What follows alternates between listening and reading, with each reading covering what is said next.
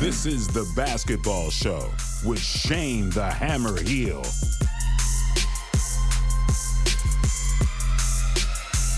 What they gonna say next? Hello everybody, good to be with you for another episode of The Basketball Show. I'm Joe Healy. This of course is Shane the Hammer Heel, but Coach Hammer this week. Losing coach. First week with the Flames though, first game.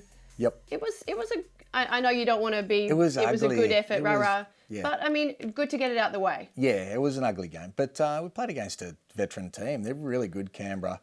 Won 2 out of the last 3 championships. Our defence was great, but we could not hit a bucket. So, lots to work on, but we knew that, putting together a young team. We've got a vision for the next 3 years and to keep working on it. It's pretty exciting, and from a spectator's point of view, the fact it went down to the wire, the atmosphere, being a doubleheader with the Kings. See that last shot? Bit controversial. I know, we'll find out more about that later on. Before we go any further, shout out to TCL. They've been on fire with releasing a number of products this year. 11 in the last 6 months they've launched. It's pretty good, and we love their products. This is the brand new TCL 20B, $250. Yep. Awesome gift for Christmas. You've got a big family you need to get gifts for. Well, they've already got them. True. Do they have the headphones? No, I might have to. First ever true wireless headphones ranging from $69 to $199. I definitely need some of those actually. Get the glasses. I carry around the long old school wire headphones, and I honestly get hooked on every door handle, and it's no good. Anyway, shout out to TCL. Yep. Great stuff by them. Let's move on with In the Spotlight.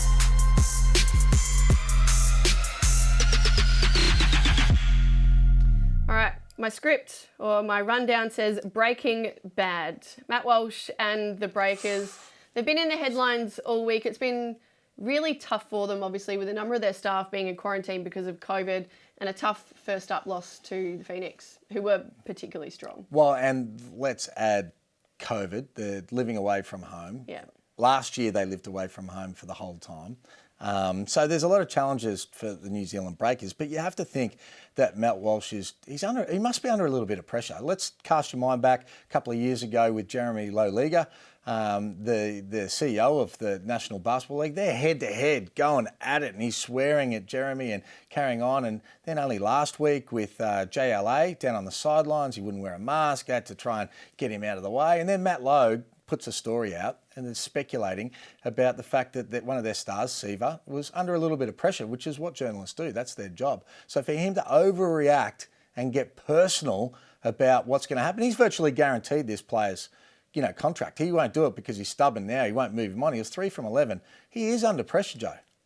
Yeah, it's a really funny one. I sit on the fence with these things always because I try and see both sides of the story, but I just think everything they've gone through off the court, yes, you want to see them a little bit better on the court. I think, Finn Delaney was not bad. He had 18 and 9, but someone like Will McDowell-White went for a donut, 28 minutes, minus 20 on the index. They need the players to really step up in this situation. Yes, it might be a bit of a distraction, everything that's happening off of the court, but if the players can put in better performances on the court, then at least that might help the camaraderie and the team culture to try and get them through times like this. Don't you think it starts from the top? Oh, don't you think you've got to have a level head at the top just to be able to say, it's okay, this is tough. We accept that it is going to be tough. But overreacting to stories like this, and then, if you're a player and you're looking over and your owner has been, told not to run down to the bench and told he's got to go over here and you've got to wear a mask. No, I'm not wearing a mask. All these things that are going on. Don't you think that affects the stability of a playing group? I definitely think it would. I just think maybe, the onus is on the players a little bit to put in some better performances and hopefully just everybody come together. I think that everybody's out of COVID quarantine, so they're back this week. The Breakers, another tough one against the Phoenix. That's going to be tough. They're going to get crushed by the Phoenix. Crushed. I think they will too. Then they got the 36ers, so maybe a little bit of a tighter game, but time will tell.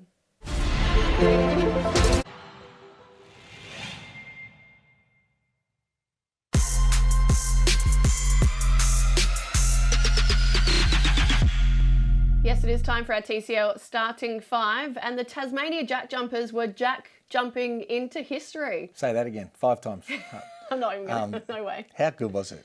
It's great. It's been a long time coming. I'm just so happy that they've got their own team. And they deserve their own team. Tassie deserves their own team in a whole lot of sports, and well done to the NBL for giving them their own team. 100%. Not bringing these teams from Melbourne and then trying to, go that way like the AFL and that do, some of the other sports.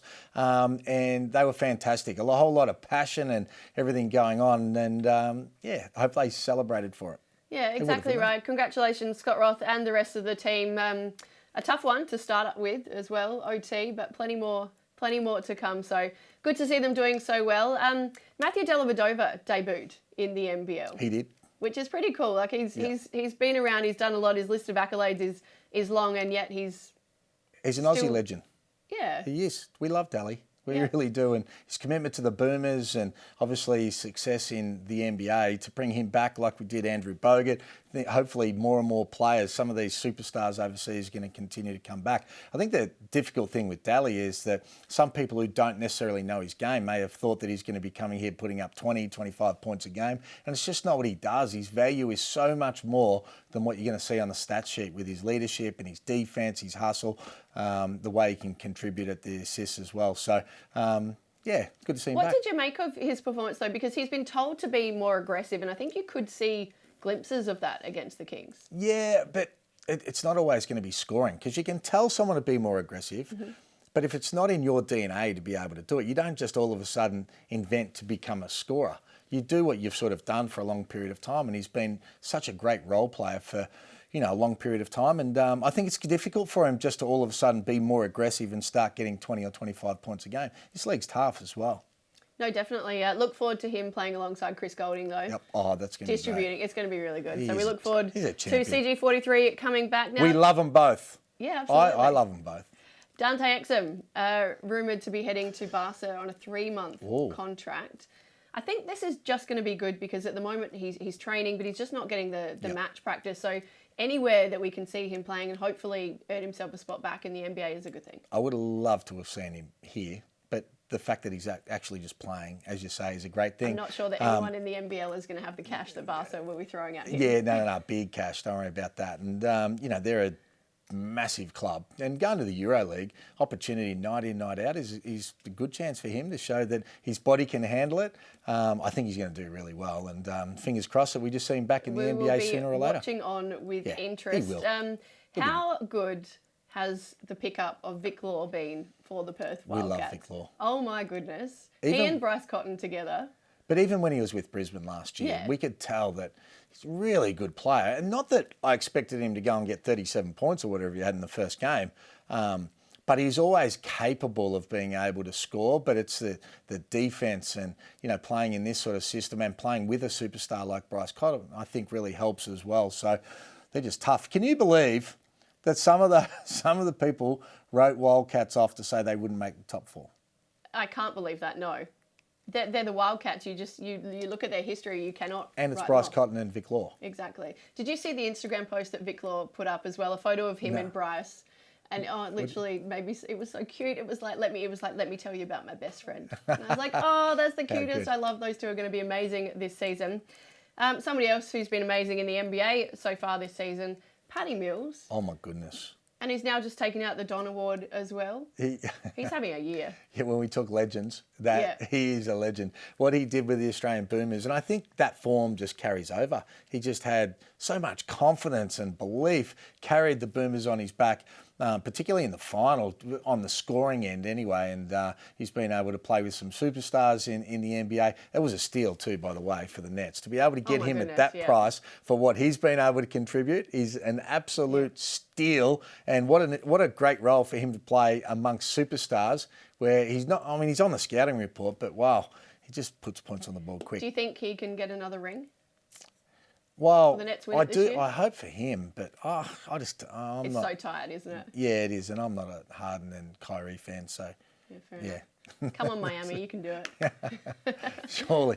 Oh well, I like the Greek Freak. I'd love Paddy to win it, but the Greek Freak's just such a humble superstar and just works so hard, and they're good. We'll see. Yeah. All right, let's keep things moving. Breaking all the big news in basketball with Matt Logue. Yes, Matty is in the house again this week. And Matt, I feel like we need the popcorn out for this segment this week because it is juicy.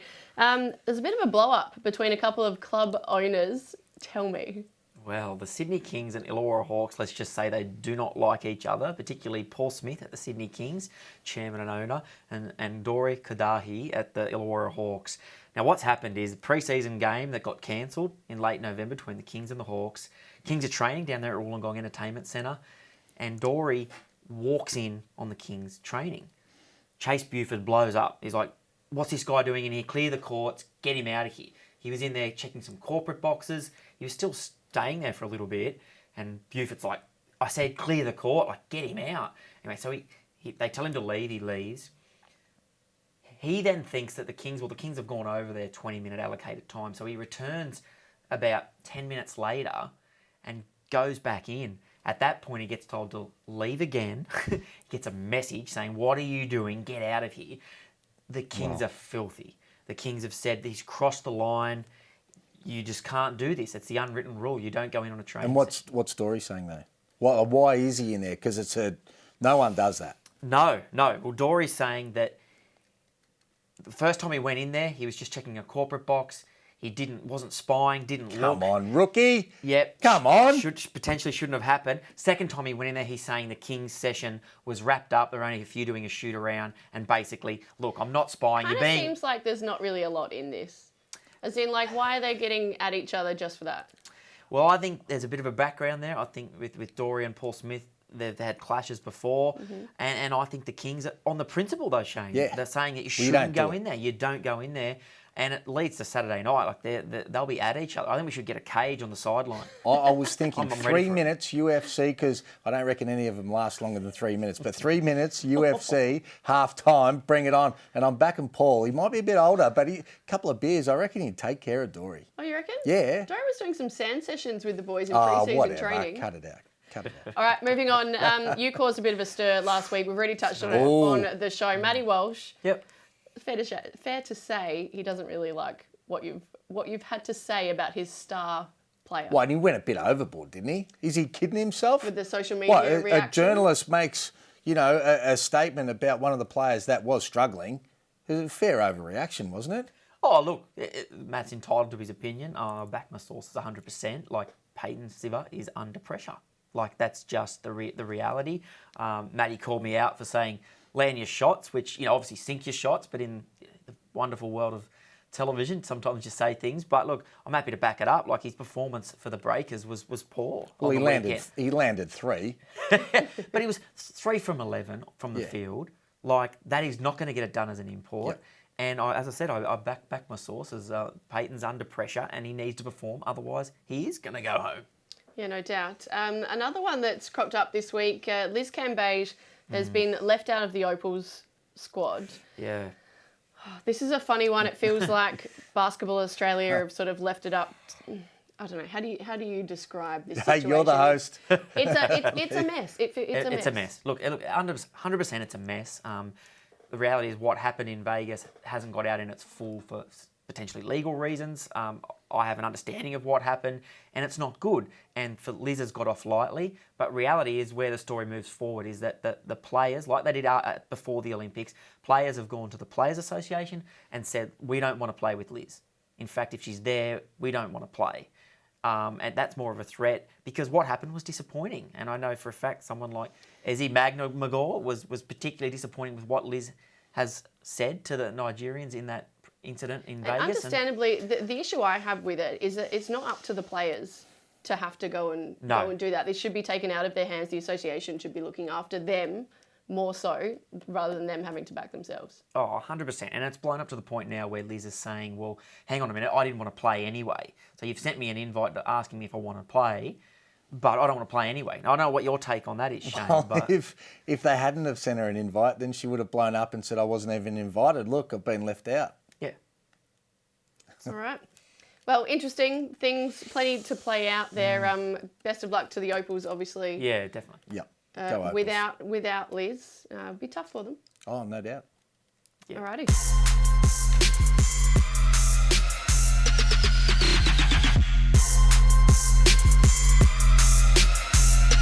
Yes, we're going in depth thanks to 2K this week with Phoenix big man Zhou Qi, who joins us now along with his translator Wei Hao. Guys, thanks so much for being on the basketball show.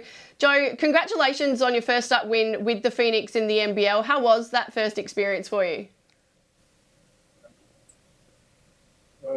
感觉还好吧，因为我刚从日本回来，然后每一场第一场比赛、第二场常规赛，总体来说还不错。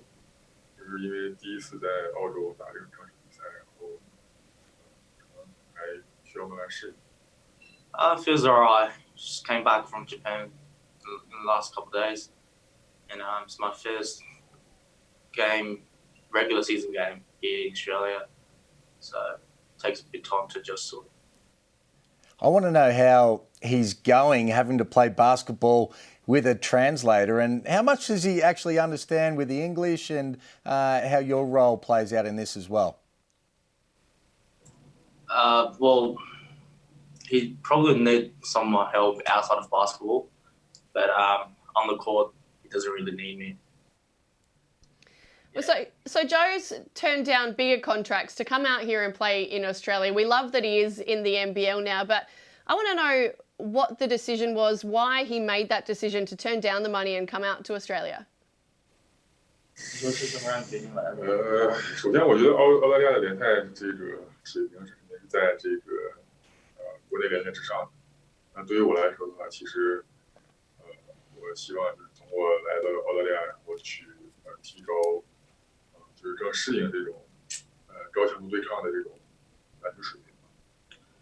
Well, of course, NBL was higher level, and for me to come over here, just want to prove my game and just to get to the high intensity here with the game of basketball. And I think we all believe that he's an NBA player, and we hope he gets back there and uses the NBL to be able to get back there. What's he focusing on right now? What parts of his game does he believe that he has to improve to get back to the NBA? 现在就是主要专注这个目前的这个球队的这种比赛。对于我来说的话，至于回 NBA 那是之后的事情。现在我已经签了这个球队，然后去专注的去打好这个比赛，然后去帮助球队取得这个每一场比赛胜利。Well, for me at the moment, just want to focus with the Phoenix now. Other stuff in the future to the NBA, that's something we'll talk about later. But now, just want to win games for the team. Yeah, absolutely. Now, you mentioned that Zhou was in Japan recently playing for China. What is the Chinese program like, obviously, with the World Cup ahead and then looking ahead to the Paris Olympics and hopefully featuring there?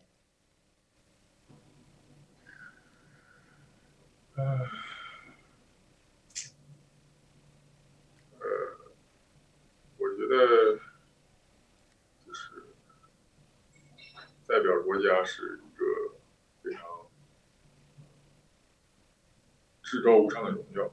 那对于我来说的话，如果有国家有需要的话，我会根据公司的去打这个比赛。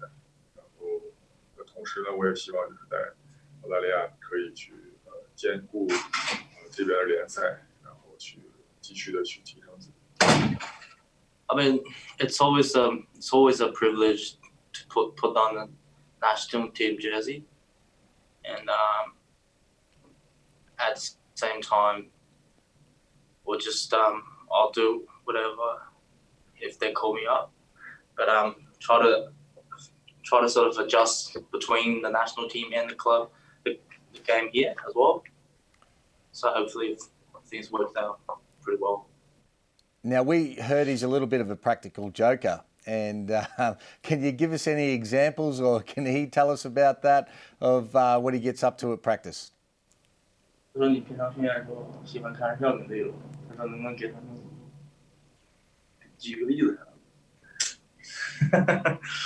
这个我开的玩笑没有，我说不出来，可能更多就是肢体上的一些简单的，然后在比赛的时候训练的时候的话，大家就是时间长了互相了解之后才。现在这没法让他们拆。You can't really give you examples that right now. it's more like gestures in trainings, and once you get along with him, he will then give you some joints. Fair enough. Which player is Joe getting on with best in the Phoenix team? 现在的话肯定是密室最好。 Creaky, definitely Mitch. Creaky. Beautiful. Well, hey, Zhou Qi, thank you so much. Wei Hao, thank you for being there as well. Great to have you on the basketball show.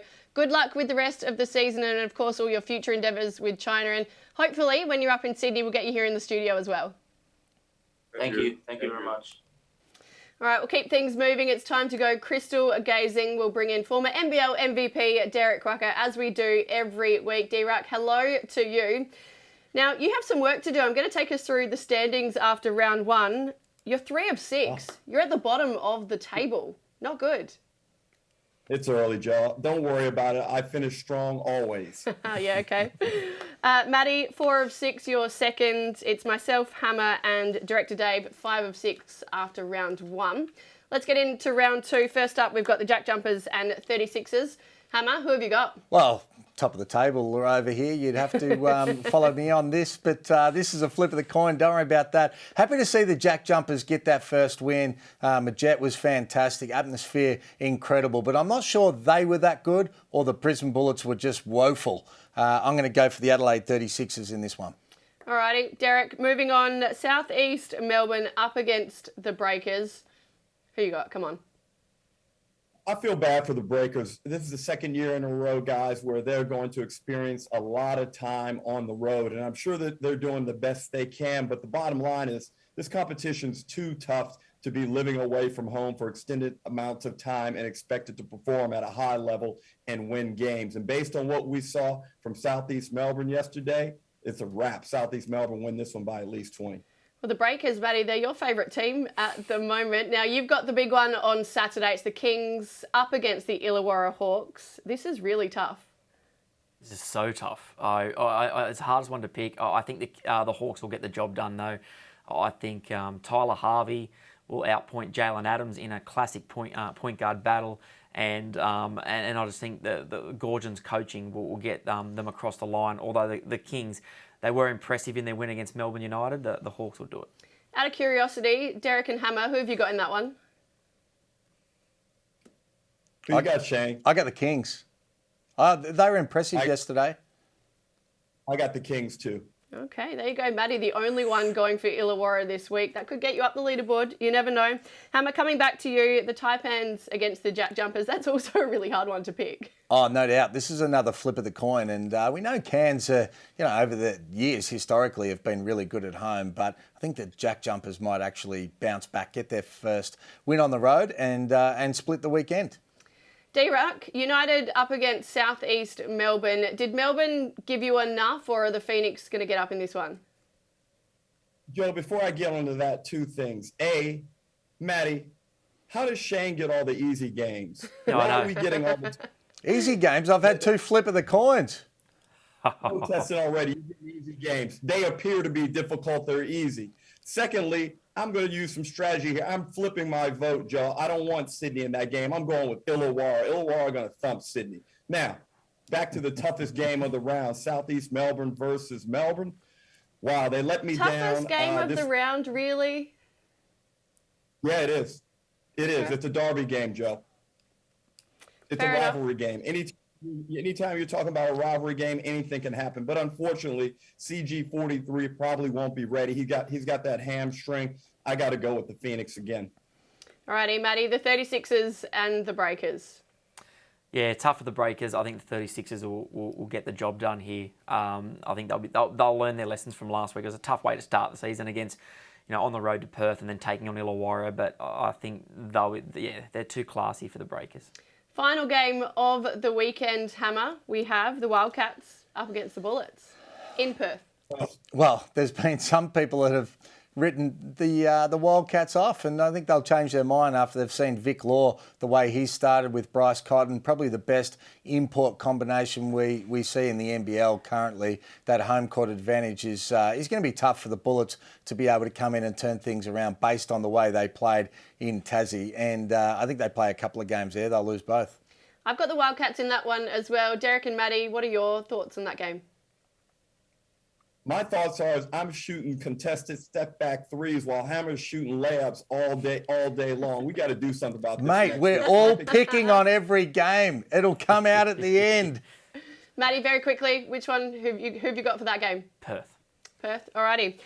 We will check in again after round 2. I love the fact that Hammer and I are at the top of the leaderboard with Director Dave. Let's hope we can stay there. Gents, thank you very much.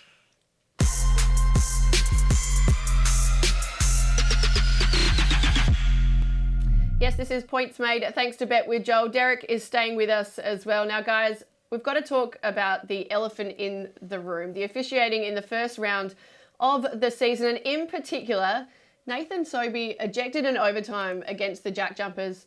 Please tell me you think that was the most terrible call on the planet. Well, that was bad. Have you got some others, though, like that you thought were bad?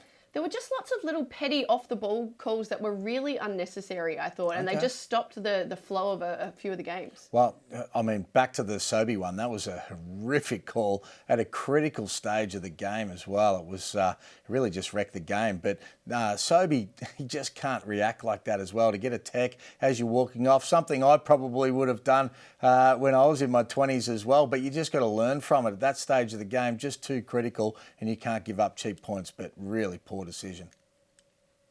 So how do you address that as a team, Shane? They've got to come together. Obviously, they would have gotten together over the weekend. And how do you talk through that as a coach? Because look what happened after that. The Brisbane Bullets, they lost the final minute 57, 10-1. They only scored a single free throw, Shane. They had 0 for 4 from the field, and they only got one free throw, as I said, from Tanner Krebs. They had nothing positive going for them, and that was all the result. Their best player going down. He's just got to be better with his emotions. How do you handle it? Well, I mean, I think you set a standard straight away of what's acceptable and what's not. But some of them, because they're a new team, I went through it with the Flames late in the game as well, where you knew you have to be able to learn how to execute at the right stage of at the game. And when you are a new team, it does take a little bit more time. But if the losses continue to mount up, it puts a whole lot more pressure on. Yeah, Brisbane have a tough run ahead, that is for sure. Now, Derek, I want to ask you about the Lakers. They're 12-12 on the season. They've got a decent run ahead. So they've got Boston, the Grizzlies, OKC, and Magic. But it just feels like they're not clicking. They're brought in these superstars, but it's just not working. Joe, you're right. And I think, if you read between the lines with a lot that's coming out of the Lakers camp, they're trying to put up a front that they found their roles. Anthony Davis is playing better. I mean, that is astounding anyway. Why would that guy ever play poorly, Shane? That's just, a heart and a mindset issue as far as I'm concerned. But Westbrook seems like he's found a nice little groove where he's not trying to do as much as he was when LeBron was out. Now, the big thing is, Shane, can LeBron stay healthy? And, if he can stay healthy at the age he is, what is he, in his 20th NBA season? Can he actually do that or not? And I don't think he can.